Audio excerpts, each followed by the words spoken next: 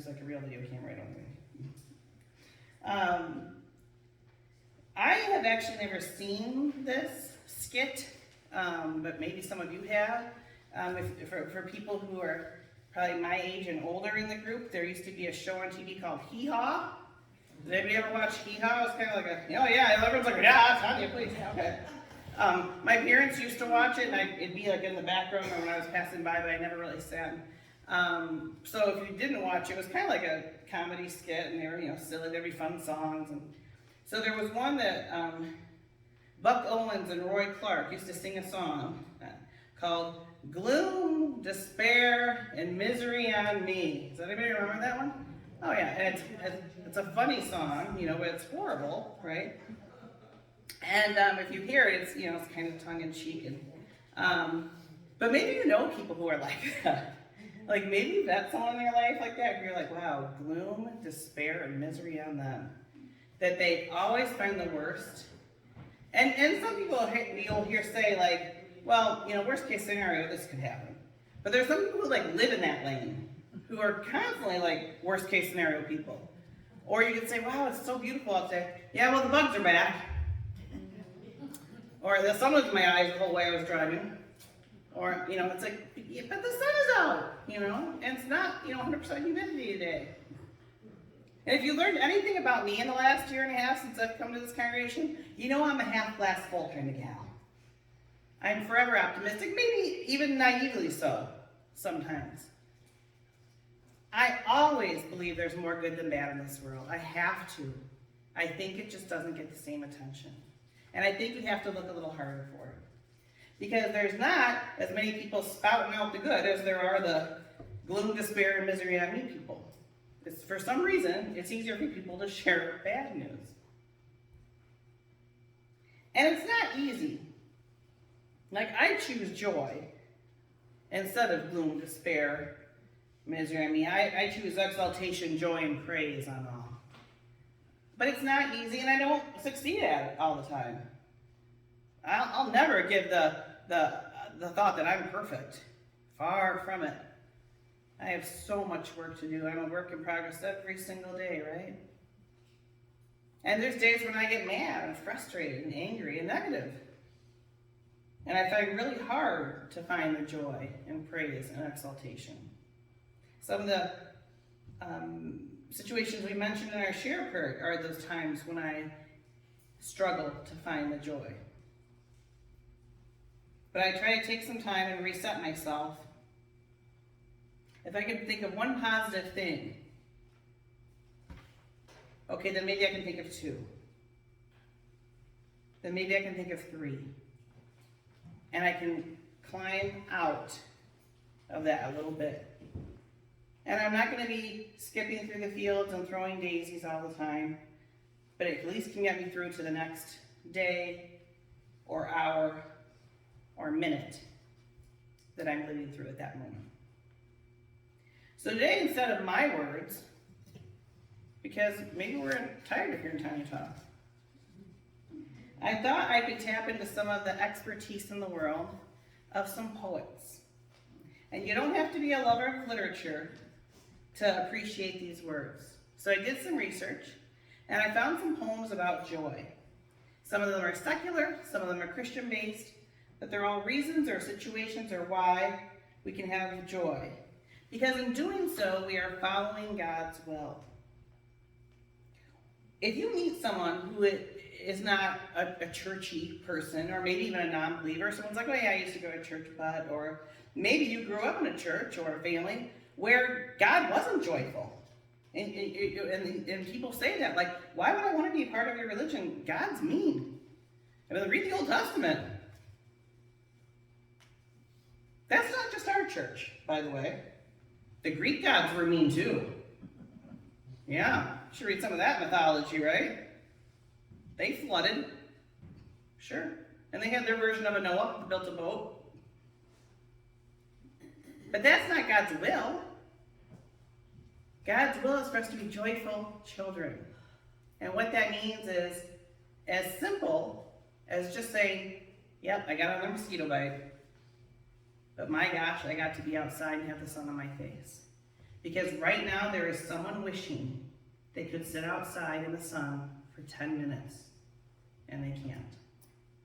So joy. So I got some poems, all different people. The first one is just called Joy. It's written by Geraldine Taylor, and it kind of describes why we should be joyful about our relationship with Jesus. So this is about people who have a close relationship with Jesus. Only those who know will understand how I'm encapsulated by your command, how you brighten my day with every thoughtful ray, that joy, that wondrous joy.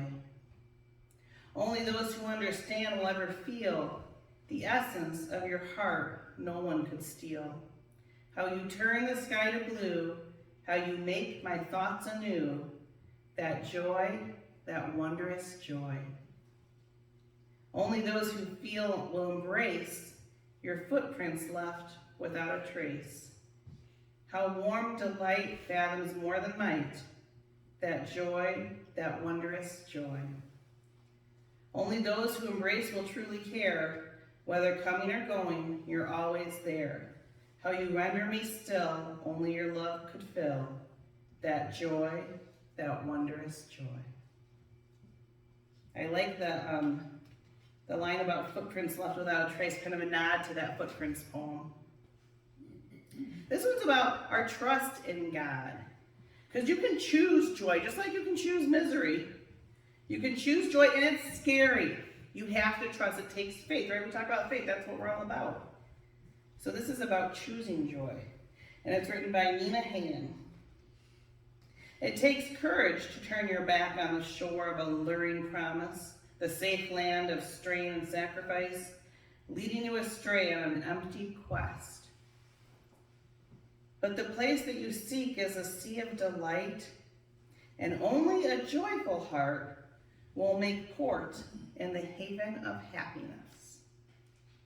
I like that. It is a leap for sure sometimes to fully trust in God. This next one's by Lisa O. Engelhart, and she talks about joy and how there is joy when we live like Christ. Give your heart to Jesus. Pray daily to him too. For the key to joy is loving Jesus, others, and you. And I would argue in that order. Be kind and good to people in all you say and do. For the key to joy is loving Jesus, others, and you. Be proud of who you are, and to yourself be true. For the key to joy is loving Jesus, others, and you. This next poem is called The Middle of Happiness by Richa Reyna. And it's the idea of putting God's will before our own, which can be hard, but it is our call.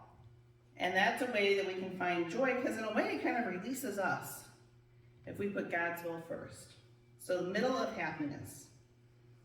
So the ego, or maybe the person or me, right? The ego said, I don't want to live on the fringes of happiness, of a happiness that's fleeting. I want to live right in the middle of it, right in the middle of happiness that stays.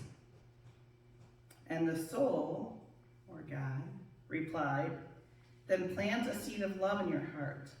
Love for yourself, love for another, love for everyone. And water it every day with devotion. And soon you will find yourself right in the middle of happiness that stays. This next one is the importance of prayer. What happens to your body, your soul, everything when you pray? This particular poem is called the Eagle Poem. It's written by Joy Harjo, and she is a poet laureate. That's a really hard honor to get as a poet, a poem writer.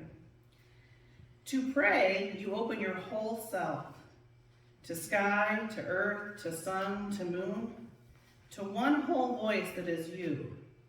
And know there is more that you can't see, can't hear, can't know, except in moments, steadily growing, and in languages that aren't always sound, but other circles of motion. Like an eagle that Sunday morning over Salt River, circling the blue sky, and wind swept our hearts clean with sacred wings. We see you, see ourselves, and know that we must take the utmost care and kindness in all things. Breathe in, knowing we are made of all this, and breathe knowing we are truly blessed because we were born and die soon within a true circle of motion. Like the eagle rounding out the morning inside us, we pray that it will be done in beauty, in beauty. This one is for times of suffering, because I think that's when it's the hardest, right, to be joyful. This is Edgar Albert Guest, and I just thought it really hit me when I read it. It was just wonderful words, I thought. And it's actually from a book he wrote, The Right to Joy, which I thought was kind of cute. So that's the name of this, The Right to Joy. I do not ask for roses all the time, for blue skies bending over me every day. I do not ask for easy hills to climb, and always for my feet a pleasant way. And laughter I would not spend all my life, and miss the joy of sweet and sacred pain. I want to know life's burden and strife, and feel upon my cheek the splash of rain. I merely pray for strength enough to bear my burdens and to tread the rugged way, to keep the right, however beset with care, to stand unflinching face front to the fray. And I would claim life roses for my own, but I would win my right to know they're sweet. To level paths I'd march my way alone, for victory I'd venture with defeat. This next one is more of a phrase than a poem, but it's written by Dale Carnegie, who is a leader in leadership and inspiration. And it's the idea of joy, again, being that choice, or how you view your circumstance. And Dale Carnegie says, it isn't what you have, or who you are, or where you are, or what you're doing that makes you happy. It is what you think about it. I thought that was a good reminder. And finally, this is a prayer from John Newton, and this is about God's strength. Because I really think in order to be joyful in our day-to-day lives and keep finding those positive moments, it takes God's strength. So it's called, The Joy of the Lord is Your Strength. Joy is a fruit that will not grow in nature's barren foil. All we can boast till Christ we know is vanity and toil. But where the Lord has planted grace and made his glories known, their fruits of heavenly joy and peace are found, and there alone. A bleeding Savior seen by faith, a sense of pardoning love, a hope that triumphs over death, give joys like those above. To take a glimpse within the veil, to know that God is mine, are springs of joy that never fail, unspeakably divine.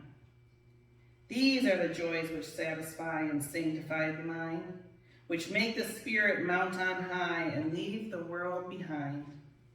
No more, believers, mourn your lot, but if you are the Lord's, resign them that know him not, such joy as earth affords. And to that, I think we can say, Amen.